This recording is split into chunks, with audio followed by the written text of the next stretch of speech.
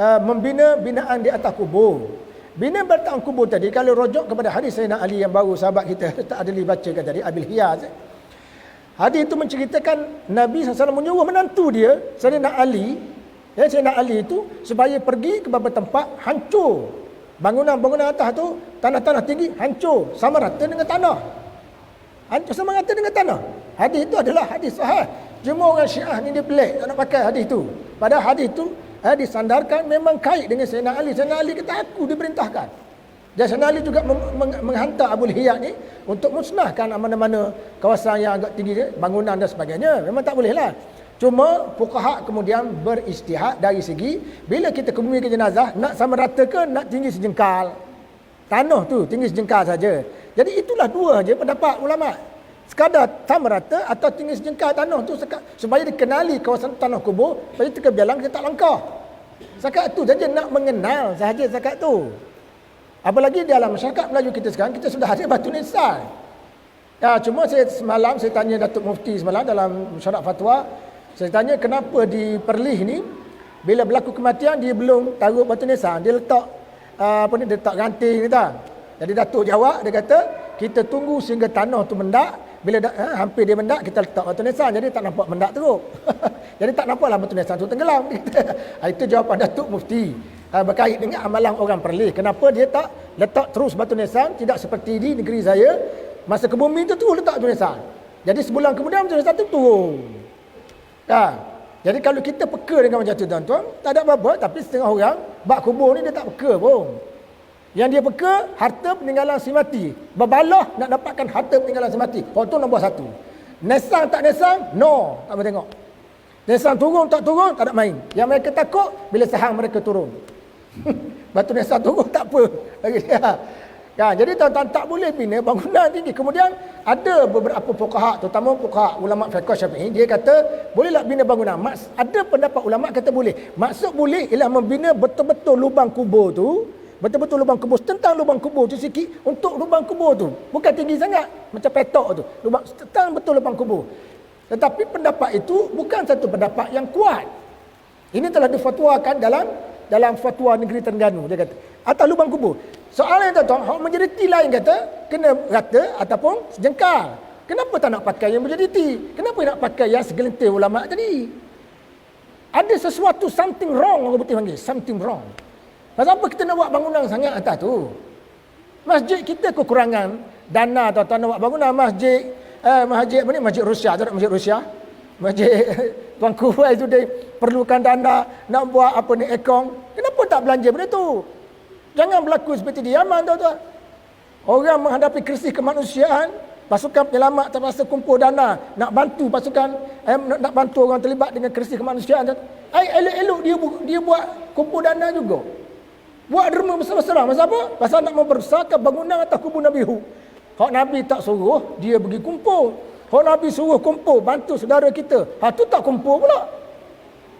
Membahaya untuk akan datang bangunan-bangunan ni, tuan-tuan. Sebab Syekh Siddiq Humari, tuan-tuan, orang Afrika Utara ni.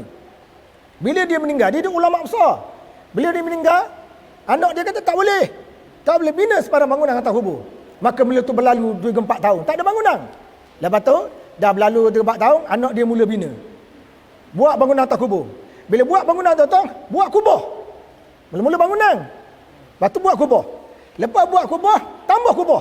Tambah kubur 1, kubur 2. Jadi banyak kubur. Jadi orang tanya anak murid dia. Dia kata, kenapa Tok Syekh ni masa dia mati awal dulu, tak dia buat bangunan, tak dia buat kubur? Anak murid jawab, kerana masa tu kita tak ada dana.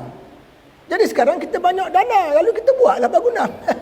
Tuan-tuan, masalah bina bangunan ataupun kubur atau kubur ni, Nabi larang, bukan ada dana, tak ada dana.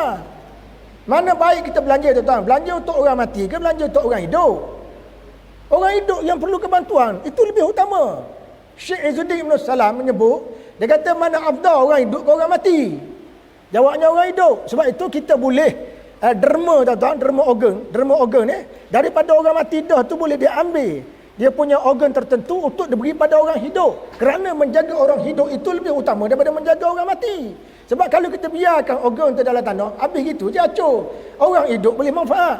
Fatwa pindah organ, fatwa pindah organ, harus pindah organ, tuan-tuan, antara pertama dikeluarkan di Malaysia ialah daripada negeri Perlis. Syekh Abu Bakar Asy'ari keluarkan fatwa tu. Negeri lain tak keluar lagi. Perlis dah keluar. Yang seterusnya tuan-tuan, dia masalah bina atas kubur ni, saya takut tadilah. Cukup bina tuan-tuan, dia akan bagi perasaan gerung. Tengok kubur, oh gerung. Bila gerung tu ada hormat. Bila hormat tu nak buat sesuatu. Daripada nak buat sesuatu kepada menyembah. Jadi menyembah. Kemudian bila berlaku begitu, kita takut kita terjebak kepada strategi musuh, iaitu strategi Kristian. Contoh tuan-tuan, Syekh Muhammad Ghazali menyebut dalam kitabnya Laisa minal Islam. Dalam kitab tu cerita bab bid'ah. Dia cerita British tuan-tuan, British mana? British dia takluk Malaysia, dia takluk India, Afghanistan apa semua tu. British takluk. Masa British takluk tuan-tuan, British fikir supaya rakyat tak fikir nak capai kemerdekaan macam mana.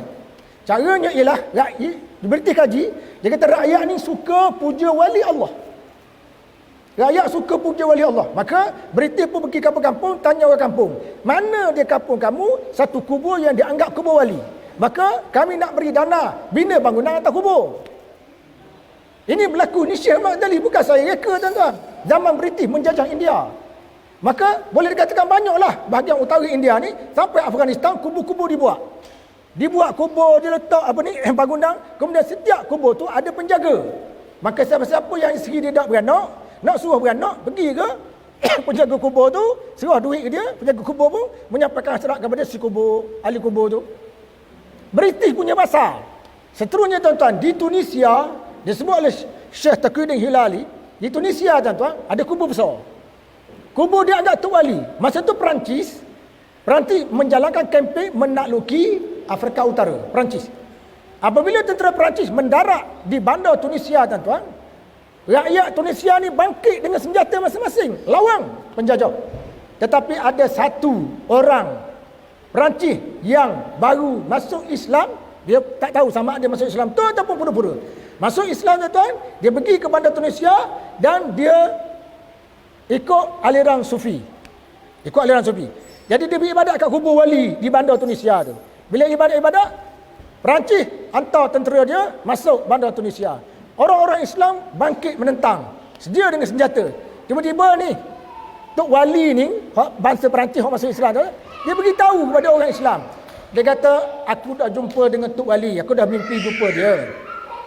Tok Wali ni kata, kamu berperang tak berperang ke lawan penjajah Perancis, kamu tak akan menang.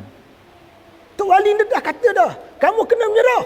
Habis penduduk Tunisia menyerah. Perancis pun masuk tuan-tuan dengan jayanya. Menggunakan wali Allah. Wali Allah kata tak sah perang lah kita. Kemudian saya ingat saya baca satu majalah. Apabila berlaku perang Teluk Kedua tuan-tuan, iaitu menyebabkan Iraq kan. Dan akhirnya dalam perang Teluk Kedua ini, Iraq musnah.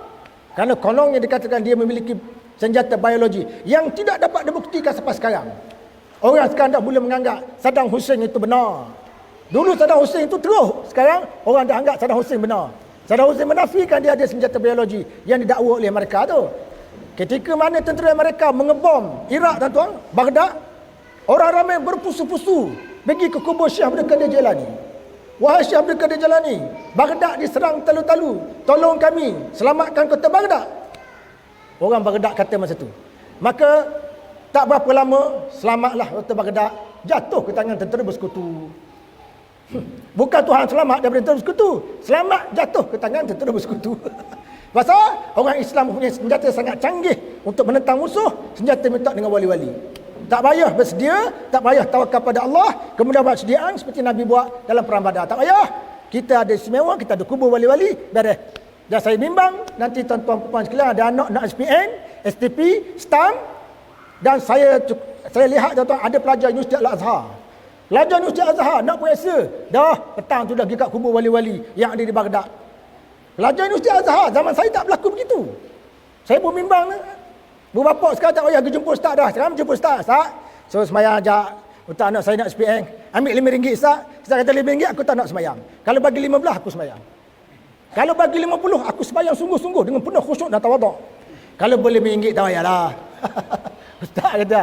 Jadi sekarang tak payah guna formula ustaz. Pergi kat kubur je. Wahai Tok Wali, anak saya ni nak periksa SPN. kurniakanlah kecerdasan pemikiran kepadanya supaya ia dapat menjawab soalan dengan jayanya. Maka ini akan membahagiakan kami sekeluarga. Jadi tak payah pergi kat ustaz kena bayar, Tok Ali tak kena bayar. Satu lagi yang akhir sekali tuan-tuan, di Singapura yang disebut oleh Ustaz Adil itu, kubur Habib Nuh. Kubur Habib Nuh tuan-tuan bukan saja dipuja, menjadi pendapatan kepada negara. Tabung dia berapa juta setahun, bila dibuka tabung dia berapa juta. Sebab tu di Mesir tuan-tuan, bukan saja di Yaman, Mesir boleh katakan tak ada satu kampung yang tidak ada kubur wali. Dan setiap kubur wali tu ada dana dia, tak ada dana orang bagi kan. Sekali buka berapa dah apa. Saya ingat kalau macam tu tuan-tuan, dekat Perlis yang nak suruh maju Perlis, kita kena hidup kubur keramat, buah tabung situ buka-buka 50 juta. Perlis kurang dana, ambil dana tu. Tapi kita ingat tuan-tuan, kita mengejar dunia tapi kita memusnahkan agama kita. Wallahu a'lam.